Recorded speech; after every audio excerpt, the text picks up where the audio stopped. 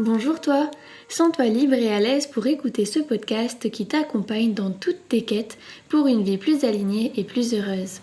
Je m'appelle Laura et j'ai envie de partager avec toi mes réflexions et mes connaissances autour du développement personnel et de la spiritualité à travers mon propre cheminement, mes apprentissages et mon expérience personnelle.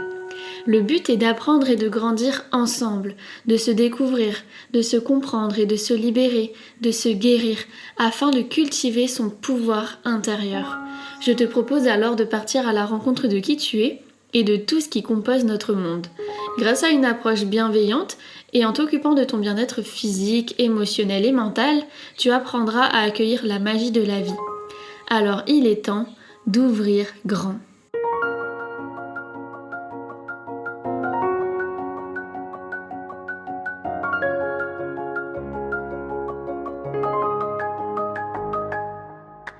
Bonjour à toutes et à tous, je suis vraiment très contente de vous retrouver aujourd'hui pour un tout nouveau podcast qui me tient extrêmement à cœur car le sujet qu'on va aborder aujourd'hui me touche de très près dans le sens où c'est au cœur de mon activité professionnelle principale qui est la thérapie intuitive. Aujourd'hui, on va parler de comment les blocages inconscients peuvent nous limiter, comment ça prend forme et comment ça fonctionne en fait et pourquoi on parle de blocage, d'inconscient et de répercussions sur notre quotidien, sur notre réalité, comment ça peut agir sur notre réalité, comment notre inconscient peut avoir du pouvoir sur qui l'on est et sur notre quotidien finalement. Pour moi, la première chose à savoir déjà, c'est que tout le monde a des schémas inconscients à l'intérieur de lui. Et pourquoi et comment ils se construisent? Pourquoi? J'ai envie de dire que c'est le cerveau qui fonctionne comme ça et c'est simplement le fonctionnement de l'humain dans son entièreté. On a un conscient, une partie inconsciente, subconsciente et voilà, le fonctionnement du cerveau c'est très intéressant. Les neurosciences nous le décortiquent en long, en large, en travers et on en apprend encore tous les jours. Et on a découvert justement qu'il y avait un énorme lien entre l'inconscient et la réalité. Et ce qu'il faut savoir du coup, c'est que de nos 0 à nos 7 ans environ, on construit énormément de schémas, de fonctionnement, des croyances, des mécanismes en fait, des comportements qui vont faire que ça va construire la personne qu'on va devenir. Donc jusqu'à nos 7 ans, on construit en fait ce panel de comportements, ce panel de schémas sur lequel en fait on va se référer constamment par la suite. Et ça va définir du coup la personne qu'on va devenir. Et je vais vous expliquer quand même tout ça plus en détail par la suite pour que ça soit un petit peu plus digeste, un petit peu plus compréhensif et justement qu'on soit pas en train d'écouter un documentaire de neurosciences où on comprend pas la moitié des mots et où c'est quand même rapidement très complexe. Moi là le but c'est de vous expliquer simplement le concept. De façon simple déjà ce qu'il faut retenir c'est que voilà de nos 0 à nos 7 ans on construit tous ces schémas de fonctionnement. À travers quoi? À travers tout ce qu'on va rencontrer dans notre environnement. Les personnes qu'on va fréquenter et notamment beaucoup de nos parents. C'est pour ça que quand on grandit, souvent on se rend compte, une fois qu'on met un peu le pied dans le développement personnel, que beaucoup de choses nous proviennent de nos parents ou sont dues, entre guillemets, à cause de nos parents. Mais en même temps, c'est un peu les seules personnes qu'on va fréquenter quasiment tout le temps quand on est des bambins. Donc c'est normal et ça n'a jamais été de leur faute. Le problème c'est que quand on a cet âge-là, de 0 à 7 ans, on n'a pas la connaissance, la compréhension des choses pour prendre du recul, pour analyser les choses différemment, avec une perception des choses plus grande, etc. Donc on va vraiment tout prendre au pied de la lettre, selon nos ressentis sur le moment, nos émotions. Et n'oublions pas qu'on parle de la conscience d'un bébé de 0, 1 an, 2 ans, 3 ans, jusqu'à 7 ans. Donc, c'est pour ça que parfois, on peut retrouver chez certaines personnes des schémas de fonctionnement, des croyances, des comportements qui, quand on se rend compte avec le temps et avec l'âge par la suite, quand on comprend enfin qu'on fonctionne comme ça ou qu'on a ça à l'intérieur de nous, on se dit mais c'est absurde, ça n'a aucun sens. À cet âge-là, pour nous, ça avait du sens, on s'est senti comme ci ou comme ça, ce qui a engendré un comportement, une croyance ou un schéma inconscient. Et il faut pas s'en vouloir, il n'y a aucune raison de s'en vouloir, c'est qu'à cet âge-là, c'était le seul moyen de compréhension et de conscience qu'on avait de la situation. Du coup, je disais que c'est notre environnement à cet âge-là qui va façonner la majeure partie de tous ces schémas inconscients qu'on va avoir à l'intérieur de nous. Donc l'environnement, les parents, notamment aussi nos premières années à l'école, donc les instits, les élèves qu'on va fréquenter, et toute cette éducation et tout ce qu'on va nous inculquer. Donc ça va être ça t'as le droit de faire ou non, ça c'est bien ou mal, ça c'est bon ou mauvais, ça t'as le droit de le faire ou pas, et tout ce qu'on va aussi donner comme explication pour justifier toutes ces choses-là qui sont bien ou mal, etc., etc. Souvent aussi, dans la vieille école notamment, on a beaucoup les justifications par la peur. Touche pas ça, tu vas avoir mal. On fait pas ça parce que ça fait souffrir. Fais pas ça, sinon je vais te gronder. Fais pas ça, sinon je vais te punir. Donc il y a aussi beaucoup ces émotions-là. Et en fait, là, je parle de la peur, mais du coup, il y a beaucoup l'émotionnel qui va rentrer en jeu. Parce qu'à cet âge-là, on ressent tout. On est branché en fait à nos émotions. C'est du direct, c'est de la fibre, c'est même encore plus que ça. Et en tant que bébé ou jeune enfant, on est vraiment en contact direct avec nos émotions et on se les prend de plein fouet. C'est pour ça qu'on peut avoir des réactions très disproportionnées entre guillemets, parce que pour le bébé ça ne l'est pas, mais pour quelqu'un de l'extérieur ça peut l'être très facilement, car c'est blanc ou noir en fait. On me dit ça, j'ai peur, donc c'est terrifiant. On me dit ça, c'est super, c'est la meilleure chose de ma vie. Il n'y a pas d'entre-deux, parce que je le rappelle encore une fois, on parle de perception d'un enfant de 0 à 7 ans. Il faut vraiment bien garder ça en tête. Mais du coup, comment ça prend forme ensuite en grandissant et comment tout ça peut venir nous limiter ? Déjà, ce qu'il faut comprendre, c'est qu'en grandissant, à partir de 7 ans environ, ça va comme se verrouiller, on va dire. Et donc, on va plus venir modifier ce socle solide d'informations, cette base sur laquelle on va venir constamment se référer. Et ça va être nos mécanismes de fonctionnement, nos comportements et tout ce qui va nous faire réagir, tout ce qui va constituer nos valeurs, nos jugements. Et c'est pour ça qu'on va, selon les personnes, avoir des différences de certaines personnes qui considèrent que ça c'est bien, ça c'est mal, ça c'est acceptable, ça ne l'est pas, parce que tout dépend de ce qu'on a pu vivre, de ce qu'on a pu nous dire, de ce qu'on a pu expérimenter de nos 0 à nos 7 ans. Donc il y a la majorité des choses, forcément, qui proviennent de là. Et tout ce qu'on va vivre après nos 7 ans, donc tout ce qui va être assez impactant, notamment tout ce qui va être grosse expérience, notamment sentimentale, émotionnelle, forte, tout ce qui va être trauma par la suite va pouvoir se rajouter à ça et potentiellement transformer ça. Sinon, il y a beaucoup d'autres pratiques et c'est ce que notamment je fais en thérapie intuitive. On va venir en fait se concentrer sur ce socle-là d'informations pour venir le transformer et le modifier à notre avantage et nous débloquer, nous délimiter, si je peux dire ça comme ça. Mais tout seul, c'est vrai que déjà, il faut en avoir conscience de tout ça. Et puis, il faut venir modifier tout ça tout en sachant comment ça fonctionne. Donc, c'est pour ça qu'il n'y a pas 36 000 manières de le faire, mais il y a beaucoup de pratiques alternatives de thérapie qui viennent justement accompagner les personnes à modifier ça.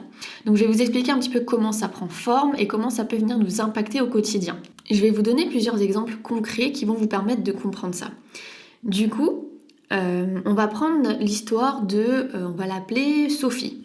Sophie, elle a un problème avec son travail et ses relations amoureuses. C'est que dès qu'elle est dans une situation stable dans sa vie, il faut toujours qu'elle quitte cette situation parce que finalement, elle se sent pas si bien que ça. Donc, par exemple, elle décroche un super boulot avec plein de responsabilités, ça se passe super bien, on est content d'elle. Pour autant, rapidement, elle va sentir le besoin de changer de boulot, de démissionner et d'aller trouver autre chose. Mais c'est plus fort qu'elle parce qu'elle se sent finalement plus si bien que ça. Pareil avec les partenaires amoureux. Dès qu'elle se met avec quelqu'un, Sophie est très contente parce que tout se passe bien, la personne est super, on s'entend bien, on est sur la même longueur d'onde. mais rapidement elle va se sentir moins bien et elle va ressentir le besoin de changer de partenaire et d'aller trouver quelqu'un d'autre. Donc en séance de thérapie, j'ai pu aller voir justement ce qui se passait derrière ces comportements-là et j'ai remarqué que Sophie avait associé le choix au divorce de ses parents. Donc en fait, on est remonté à quand elle était bien plus jeune et ses parents se sont séparés assez tôt, mais elle était déjà forcément consciente des choses parce que même si on est un bébé, on entend tout, on comprend tout et on ressent des émotions comme chaque être humain, qu'on soit bien d'accord. Et donc du coup, à cette période-là de divorce, elle avait l'impression de devoir choisir entre papa et maman parce que du coup, son foyer se divisait en deux. Et donc, elle devait un coup être à droite, un coup être à gauche. Et donc, pour elle, c'était impossible, impensable. Ça lui déchirait le cœur de devoir faire un choix. Et donc, elle a simplement fait un raccourci inconscient dans son cerveau que faire un choix égale souffrance. Parce que j'ai pas envie de choisir, parce que je les aime tous les deux énormément. Et donc, elle a grandi avec cette manière de penser-là et ce schéma de fonctionnement-là, qui ne l'a pas forcément impacté de suite, puisque c'est des années après, où avec sa problématique au travail et dans ses relations amoureuses, qu'elle se rend compte qu'elle n'arrive pas à être stable. Et donc d'avoir fait ce choix-là, de choisir un boulot, en particulier de choisir une personne avec qui faire sa vie, eh bien ça revenait à la notion de faire un choix qui était propice à la souffrance, qui était impossible pour elle dans son inconscient. Et donc rapidement, elle se sentait mal, elle se sentait juste pas à sa place et juste complètement mal à l'aise, hors de ses pompes. Et ça pouvait plus continuer comme ça parce qu'elle faisait un choix. Et donc, choix égale souffrance. Dans son monde à elle, dans sa vision des choses, avec son inconscient. Donc du coup, on est venu déconstruire ça, on est venu rationaliser le fait que faire un choix, c'était pas toujours une souffrance, bien au contraire, qu'il n'y avait aucune raison de penser ça. Avec des méthodes super simples et super douces, on est venu déconstruire ça. Et par la suite, elle a pu simplement retourner à sa petite vie en n'ayant plus ce problème de faire un choix égale souffrance. Donc elle a pu être épanouie par la suite dans un travail sans devoir changer pour autant. Elle a pu trouver un partenaire par la suite qui, au bout d'un moment, elle se sentait toujours aussi bien avec et qu'elle avait plus ce besoin d'aller chercher quelqu'un d'autre parce que le choix avait été fait. Là, elle était juste à l'aise avec cette notion de faire un choix. Elle était aussi réconciliée par toute la souffrance que le divorce avait pu lui procurer. On a réglé plein d'autres choses aussi qui allaient avec. Et au final, on a transformé plein de liens inconscients qui avaient fait son cerveau pendant qu'elle était plus jeune. Enfin, c'est elle qui l'a fait, mais de manière inconsciente à cet âge-là, avant ses 7 ans. Et donc voilà, on est venu transformer tout ça pour qu'elle puisse se libérer, qu'elle puisse être beaucoup plus à l'aise, épanouie, libre, et que tout se passe de manière un peu plus fluide et un peu plus comme elle a envie, tout simplement, dans sa vie, au quotidien, au boulot, trouver une relation stable dans laquelle elle se sent épanouie, un partenaire de vie. Et voilà, sa problématique a été résolue et son objectif a été atteint. Donc là maintenant je pense que vous comprenez un petit peu comment ça fonctionne. Du coup ce qu'il faut vraiment garder en tête c'est qu'en fait tout ça c'est de manière totalement inconsciente, donc déjà il n'y a aucune raison de s'en vouloir. Elle pourrait aussi dans un premier temps se dire oui c'est à cause de mes parents, je leur en veux, mais sauf que c'est vraiment nos perceptions à cet âge-là. Donc les autres ils font leur vie entre guillemets, et nous, à travers l'expérience qu'on en fait, on va ressentir des choses et on va les analyser d'une certaine manière à créer des schémas, des croyances et des comportements. Là, en l'occurrence, c'était un comportement lié à une expérience. Ça peut aussi se traduire par des croyances. Donc, je vais vous donner un deuxième exemple pour que vous voyez comment ça peut prendre une autre tournure. On va prendre l'histoire on va l'appeler Stéphanie. Stéphanie vient me voir en séance de thérapie et m'explique qu'elle a un souci financier car dans tous ses projets entrepreneurial, c'est peut-être mieux, tout fonctionne bien, tout est toujours bien sur pied, ils arrivent à atteindre leur objectif, etc. Pour autant, elle, à titre personnel, au niveau financier, ça coince. Elle n'arrive pas à atteindre ses objectifs financiers, à avoir les revenus qu'elle souhaite, et pourtant elle travaille d'arrache-pied, elle se donne à 1000%, mais elle est toujours endettée, elle n'arrive pas à sortir la tête de l'eau, si on peut dire ça comme ça. Il y a toujours quelque chose à faire, pour autant son salaire a beau augmenter, elle ne s'en sort pas, tout simplement. Et donc on a été voir justement au niveau inconscient qu'est-ce qui se passait. Et là, il y avait 2 croyances très très fortes qui lui provenaient de son enfance. Elle passait en fait son temps avant à entendre ses parents dire que les personnes qui avaient de l'argent étaient des personnes égocentriques, qui n'avaient la valeur de rien, qui étaient des pourris. Et bref, j'en passe. Je pense que vous avez déjà dû entendre ce genre de discours.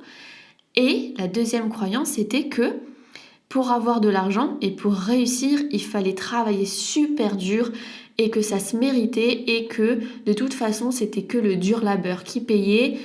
Sinon, quand c'était trop facile, c'était des fils à papa, on leur avait tout donné, tout leur était tombé dans la bouche et donc ils n'avaient aucun mérite. Donc à travers ces 2 croyances-là, qui lui ont été transmises, on va dire, quand elle était plus jeune et qu'elle a juste pris et intégré et mis dans son fonctionnement inconscient, c'était que pour avoir plein d'argent, il fallait travailler super dur. Pour avoir du mérite, il fallait se tuer à la tâche finalement. Et que si elle gagnait trop d'argent, et du coup, elle deviendrait une mauvaise personne, pourrie, égocentrique, tout ce qu'elle ne voulait pas devenir.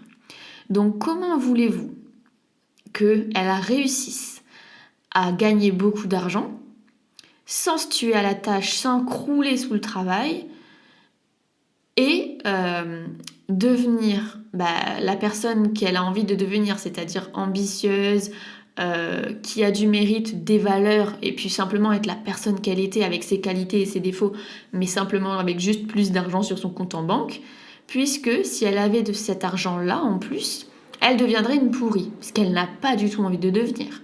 Donc il y avait vraiment quelque chose qui coinçait, qui bloquait. Et ces 2 croyances-là la limitaient complètement. Parce que à la fois, elle avait sa problématique d'être complètement épuisée au travail et de devoir toujours en fournir plus, puisque sinon elle aurait aucun mérite et donc du coup elle aurait été une fille à papa que tout lui tombe dans le bec, tout frais, tout servi. Et donc du coup, non, il faut travailler dur, mais sauf qu'elle était simplement épuisée à la limite du burn-out. Et qu'à la fois, elle ne pouvait pas gagner plus d'argent parce que sinon elle allait devenir une pourrie que l'argent a bouffé, on va dire. Donc là, il y avait vraiment un vrai problème, deux vraies croyances qui la limitaient, donc limitantes, des schémas inconscients en fait, mais là du coup en l'occurrence des croyances inconscientes limitantes. Et donc on est venu déconstruire tout ça, parce que elle, ce qu'elle voulait, c'était avoir un petit peu plus de liberté dans son travail et un petit peu plus de temps libre pour profiter de ses enfants, pour profiter tout court d'autre chose que de bosser. Et elle voulait aussi un petit peu plus de revenus parce que elle méritait, qu'elle s'était donnée pendant des années au travail, qu'en plus ses projets fleurissaient, ses business fonctionnaient. Donc il n'y avait aucune raison que son salaire ne suit pas parce qu'elle a fourni les efforts nécessaires, que ça fonctionne, que l'entreprise est pérenne et donc elle a aussi son besoin d'avoir un salaire à la hauteur de son poste, du travail et des investissements de temps, d'argent qu'elle a pu faire et voilà. Et donc du coup on est venu déconstruire tout ça et donc plus de croyances qui bloquent et qui la limitent, c'était égal à un problème résolu et une autorisation d'elle à elle-même finalement, inconsciente, de pouvoir gagner plus d'argent sans devenir une pourrie et de pouvoir travailler moins sans jamais perdre son mérite. Voilà. Et donc on est venu travailler là-dessus et déconstruire tout ça. Et finalement je me dis avec un peu de recul que c'est quand même impressionnant à quel point l'inconscient a du pouvoir sur notre réalité parce qu'il façonne qui on est. Toutes nos expériences passées, de toute façon, nous façonnent. Et c'est pour ça qu'on dit que le passé, c'est le meilleur endroit pour tirer des leçons et pour grandir, parce qu'on apprend de nos erreurs, mais on apprend aussi de l'environnement dans lequel on a grandi. Et parfois, ça peut être des choses qui nous tirent vers le haut, parce que par exemple, si on a grandi avec des parents qui nous ont toujours dit, je sais pas moi, de croire en nous, que tout était toujours possible et qu'il fallait simplement se donner les moyens, et ben on aura cette croyance-là, donc on aura moins de limites, parce que dans notre tête, tout est possible.